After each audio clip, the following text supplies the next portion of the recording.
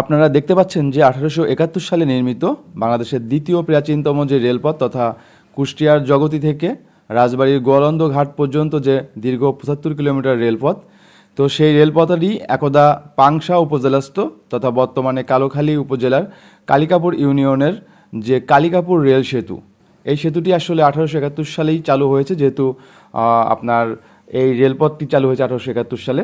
তো এই যে ব্রিজটি দেখতে পাচ্ছেন ব্রিটিশ আমলে নির্মিত, এবং এই নিচে যে নদীটি সেটির নাম হচ্ছে চন্দনা নদী।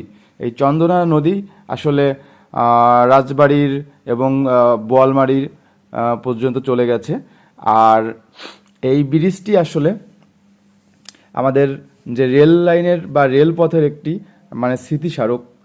তো যারা রাজবাড়ির পাংশাতে আসবেন তারা কিন্তু খুব সহজেই এই কালিকাপুর রেল সেতুটি দেখতে যেতে পারেন, পাশাপাশি কিছু ছবিও তুলে রাখতে পারেন। ধন্যবাদ।